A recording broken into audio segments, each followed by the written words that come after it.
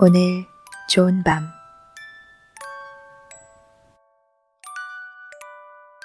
오즈의 마법사 엘 프랭크 바움 지음, 김양미 옮김, 글담 출판사.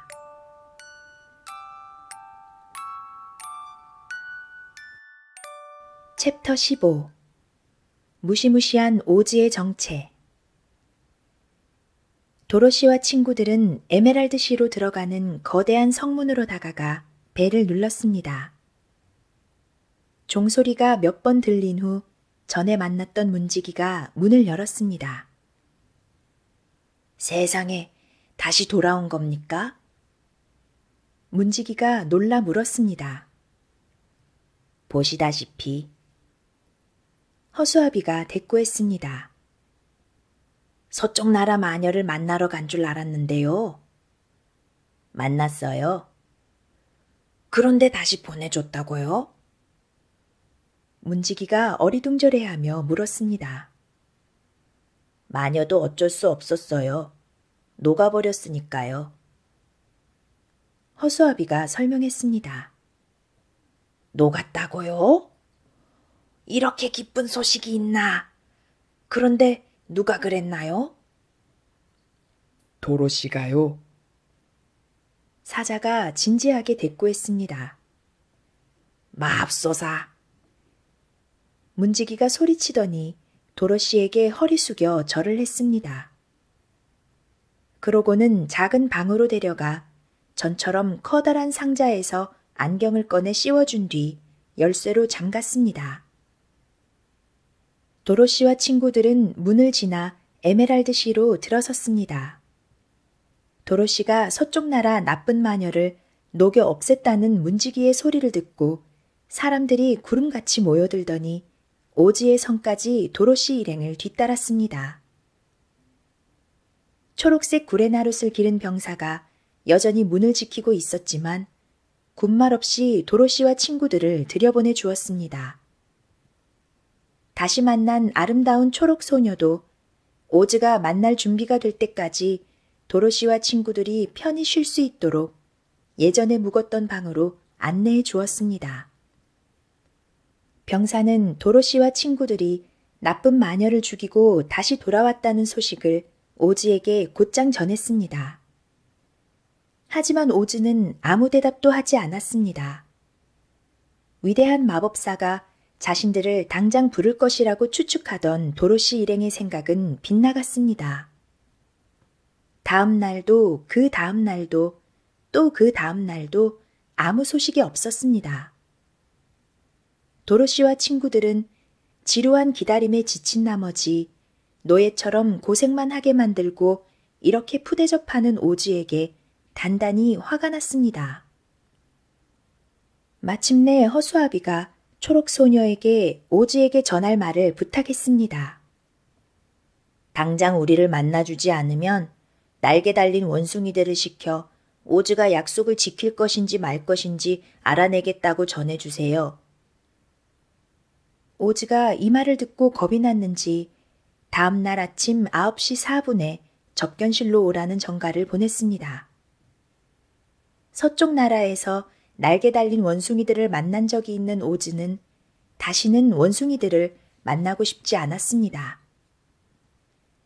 도로시와 친구들은 각자 오즈가 들어주겠다던 소원을 생각하며 뜬 눈으로 밤을 보냈습니다.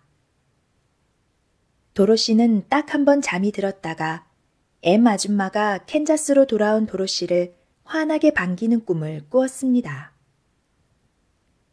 다음 날 9시가 되자 초록색 구레나룻을 기른 병사가 찾아왔고 4분 후 다 함께 위대한 마법사의 접견실로 들어갔습니다.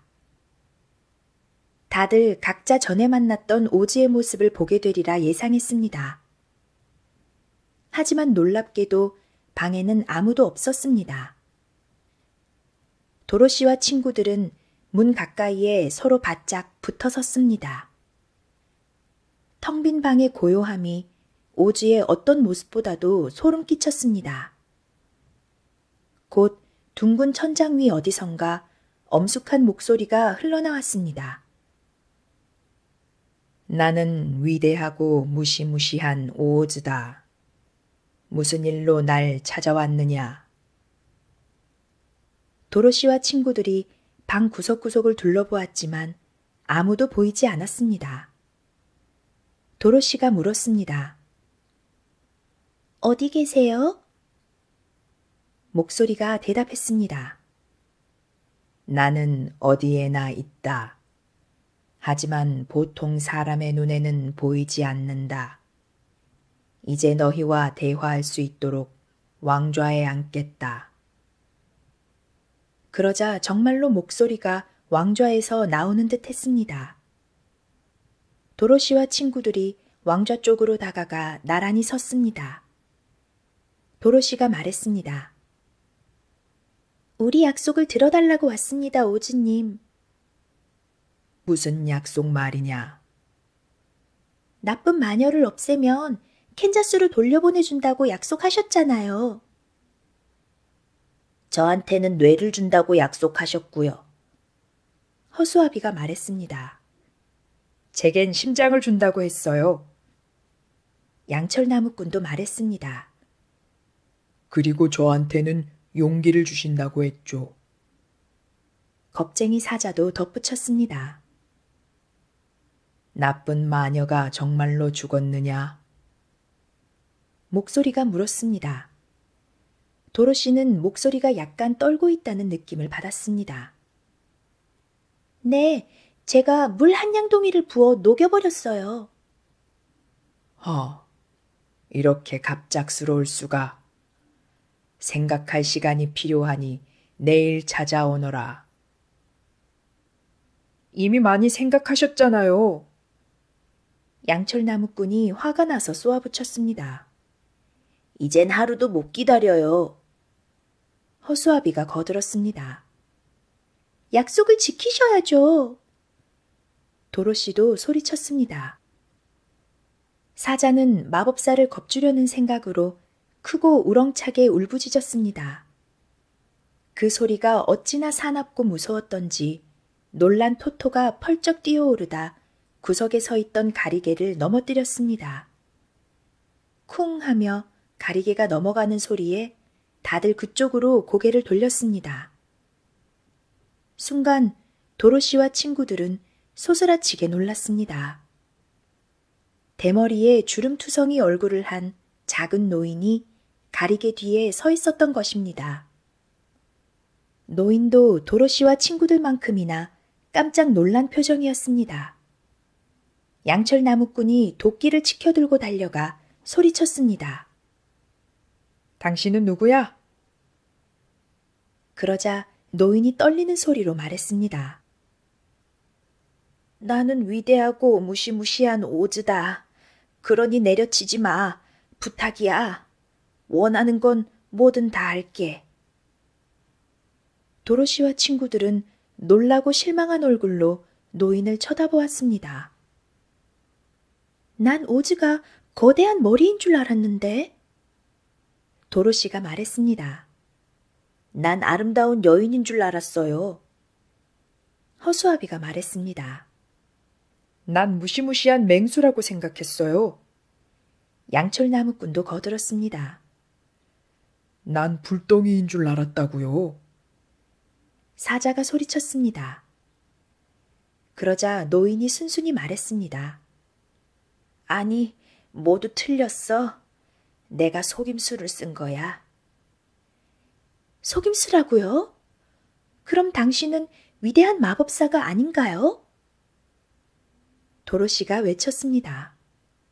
쉬, 얘야, 살살 말해라. 누가 들으면 어쩌려고 그러니?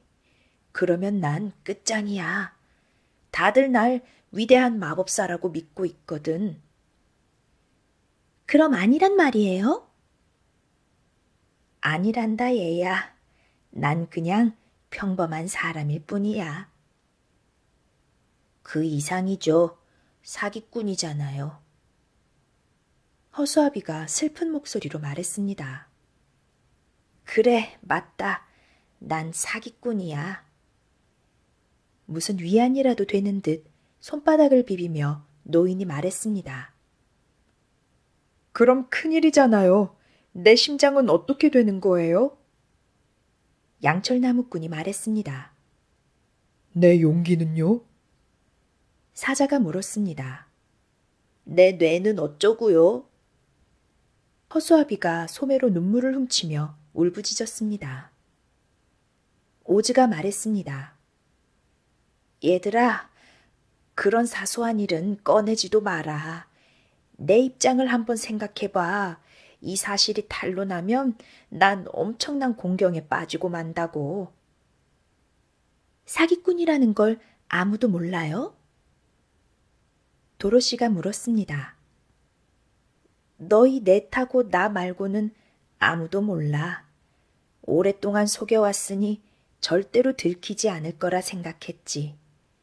너희들을 이 방에 들인 게 큰 실수였어. 평소엔 신하들도 만나지 않거든. 그래서 다들 날 무시무시한 존재로 믿고 있지. 하지만 이해가 안 돼요. 어떻게 저한테 거대한 머리로 나타난 거죠? 도로시가 어리둥절한 표정으로 물었습니다. 그건 속임수였단다.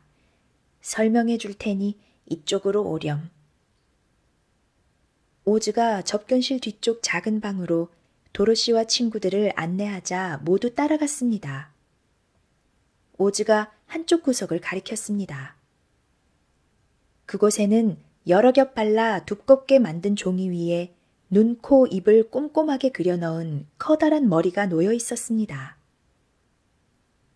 이것에 줄을 매달아 천장에서 늘어뜨렸지. 그리고 가리개 뒤에서 연결된 실을 당겨가며 눈동자를 굴리고 입을 열게 만들었던 거야. 그럼 목소리는요? 아, 내가 복화술사라서 어디서든 소리가 나오는 것처럼 할 수 있거든. 그래서 네가 머리에서 소리가 나온다고 생각했던 거야. 너희를 속일 때 썼던 다른 물건들도 여기 있어. 오즈는 허수아비에게 아름다운 여인으로 나타났을 때 입었던 옷과 가면을 보여주었습니다. 양철나무꾼은 자신이 본 무시무시한 맹수가 널빤지에 털가죽을 여러 장 꿰매 붙인 것에 불과하다는 사실을 알았습니다. 불덩이도 사실은 손뭉치를 천장에 매달아 놓은 것인데 기름을 부어 불을 붙이자 맹렬히 타올랐던 것이었습니다. 허수아비가 말했습니다. 정말이지 이렇게나 사람을 속이다니 부끄러운 줄 아세요. 노인이 슬픈 목소리로 말했습니다. 그래, 정말 부끄럽구나. 하지만 어쩔 수가 없었어. 여기 의자가 많으니까 다들 앉아봐. 그러면 내 이야기를 해줄게. 도로시와 친구들은 앉아서 오즈가 하는 이야기에 귀를 기울였습니다. 난 오마하에서 태어났단다. 어머, 캔자스에서 가까운 곳이네요. 도로시가 소리쳤습니다. 오즈가 도로시에게 고개를 저으며 서글프게 말했습니다. 그래, 하지만 여기선 아주 멀지. 난 자라서 복화술사가 되었고 훌륭한 스승 밑에서 훈련을 잘 받았지. 난 어떤 새나 동물들의 소리도 다 흉내낼 수 있단다. 오즈가 말을 멈추고 새끼 고양이 소리를 내자 토토가 귀를 쫑긋 세우고는 고양이를 찾아 사방을 두리번거렸습니다. 오즈가 말을 이었습니다. 하지만 얼마 못 가 실증이 났어. 그래서 나는 기구를 타는 사람이 되었지. 뭐 하는 사람인데요? 도로시가 물었습니다. 서커스 하는 날 기구를 타고 올라가 구경꾼들을 불러 모은단다. 그러면 사람들이 돈을 내고 서커스를 보러 오지. 아, 알겠어요. 어느 날인가 풍선을 타고 올라갔는데 밧줄이 꼬이는 바람에 내려갈 수가 없는 거야. 기구는 구름을 뚫고 자꾸 위로 올라가더니 기류에 휘말려 멀리 멀리 날아가기 시작했어. 하루를 꼬박 날아서 다음 날 아침 눈을 뜨니 어떤 이상하고 아름다운 나라 위를 떠다니고 있는 거야. 기구가 천천히 내려간 덕에 난 하나도 다치지 않았어. 하지만 이상한 사람들에게 둘러싸여 버렸지. 그런데 구름에서 내려온 나를 보고는 위대한 마법사로 착각을 한 거야. 물론 난 그 사람들이 그렇게 생각하도록 내버려뒀지. 날 무서워하면 내가 시키는 건 뭐든지 하겠다고 약속했거든. 나는 기분도 낼 겸 착한 사람들이 분주히 일할 수 있도록 도시와 궁전을 지으라고 명령했단다. 다들 기꺼운 마음으로 멋지게 일을 해냈지. 나는 이곳이 아름답고 푸르니까 이름을 에메랄드시라고 지어야겠다고 생각했어. 또 이름에 걸맞게 모두한테 초록색 안경을 쓰라고 했지. 세상이 온통 초록색으로 보이도록 말이야. 그럼 여기 있는 게 전부 초록색이 아니라는 거예요? 도로시가 물었습니다. 다른 도시들하고 똑같단다. 하지만 일단 초록색 안경을 쓰면 당연히 모든 게 초록색으로 보이지. 내가 기구를 타고 이곳에 온 게 젊었을 때니 에메랄드 시가 지어진 지도 꽤 오래됐지. 이렇게 늙은이가 되었으니 말이야. 하지만 내 백성들은 초록색 안경을 하도 오랫동안 써서 대부분 진짜 에메랄드 시인 줄로 알아. 이곳은 확실히 보석과 귀금속이 넘쳐나고 부족할 게 없을 정도로 행복하고 아름다운 나라야. 난 지금껏 이 나라를 잘 다스려 왔고 백성들도 날 좋아해. 하지만 궁전을 짓고 난 후로는 여기 숨어 아무도 만나지 않았단다. 가장 무서운 존재는 마녀들이었어. 마법의 힘이 전혀 없는 나에 비해 마녀들의 힘은 정말로 놀라웠거든. 이 나라에는 마녀가 4명 있었는데 각각 동쪽, 서쪽, 남쪽, 북쪽을 다스렸어. 다행히 남쪽과 북쪽에 사는 마녀는 착한 마녀라 무서워할 필요가 없었지. 하지만 동쪽과 서쪽 마녀는 말도 못하게 사악해서 내가 자기들보다 힘이 약하다고 생각되면 날 없애려 들 게 뻔했어. 실제로 난 오랜 세월 그 마녀들을 두려워하며 살아왔어. 그러니 동쪽 마녀가 내 집에 깔려 죽었다는 소리를 듣고 내가 얼마나 기뻤을지 상상이 되겠지. 그래서 너희가 나한테 왔을 때 서쪽 마녀를 없애기만 하면 뭐든 하겠다고 약속했던 거란다. 그런데 이렇게 네가 마녀를 녹이고 왔는데도 약속을 지킬 수 없다는 말을 해야 하다니 부끄럽구나. 정말 나쁜 분이군요. 도로시가 말했습니다. 아니다 얘야. 난 정말 착한 사람이란다. 하지만 아주 형편없는 마법사란 건 인정해야겠지. 그럼 저한테 뇌를 못 주시나요? 허수아비가 물었습니다. 너는 뇌가 필요 없어. 매일 새로운 걸 배우고 있으니까. 아기들이 뇌가 있다고 많이 아는 건 아니잖아. 경험을 통해서만 무엇인가 배울 수 있단다. 세상을 오래 살수록 그만큼 경험도 쌓이는 법이야. 그 말이 맞을지도 모르죠. 하지만 뇌를 갖지 못한다면 난 몹시 불행할 거예요. 가짜 마법사가 허수아비를 찬찬히 보았습니다. 그러더니 한숨을 쉬며 말했습니다. 말했다시피 난 형편없는 마법사야. 하지만 내일 아침 나한테 오면 내 머리에 뇌를 넣어주도록 하지. 하지만 뇌를 쓰는 방법까진 가르쳐 줄 수 없으니 내 스스로 알아내야만 해. 아, 고맙습니다. 고맙습니다. 꼭 방법을 알아낼 테니 걱정 마세요. 허수아비가 기쁨에 겨워 소리쳤습니다. 그러면 내 용기는요? 사자가 걱정스레 물었습니다. 내가 보기에 넌 이미 용기 있는 사자야. 너한테 필요한 건 용기가 아니라 자신감이야. 생명이 있는 것들은 무엇이든 위험에 처하면 두려워하기 마련이지. 그런 두려움을 이기고 위험에 맞서는 것이 바로 진정한 용기란다. 그런데 넌 그런 용기를 이미 많이 가지고 있잖아. 그런 것 같네요. 하지만 그래도 겁이 나는걸요. 두려워한다는 사실을 잊게 할 만한 용기를 갖지 못한다면 난 몹시 불행할 거예요. 잘 알겠다. 내일 내게 그런 용기를 주도록 하마. 그러자 양철나무꾼이 물었습니다. 내 심장은요? 글쎄 그건 말이지. 네가 심장을 갖고 싶어 하는 게 오히려 잘못인 것 같아.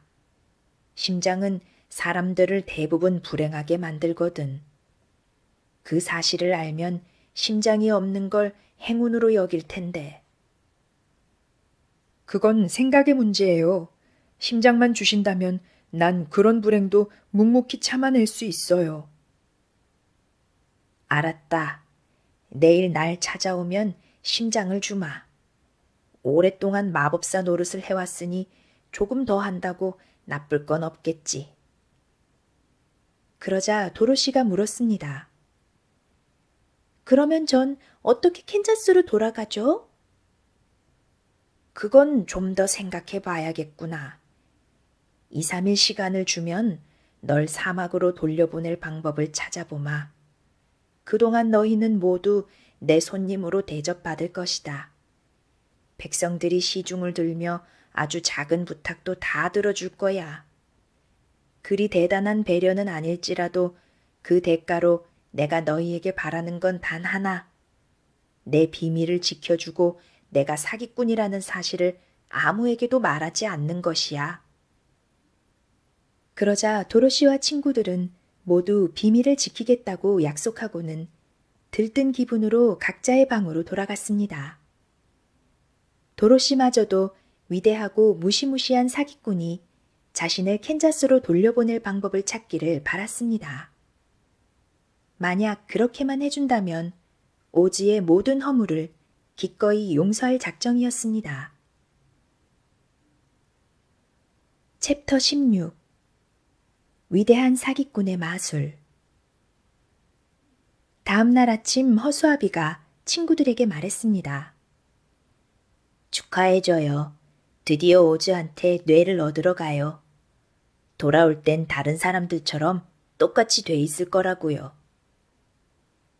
난 언제나 있는 그대로의 허수아비가 좋았어요. 도로시가 담담히 대꾸했습니다. 허수아비를 좋아해 주다니 도로시 아가씨는 참 다정하세요.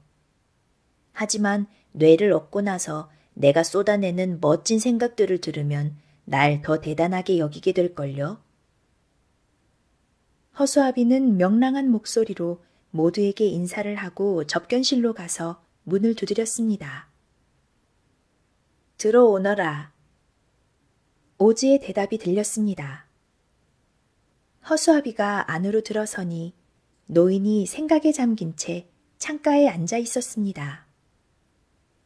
뇌를 받으려고 왔어요. 허수아비가 쭈뼛거리며 말했습니다. 아, 그래. 저 의자에 앉아라.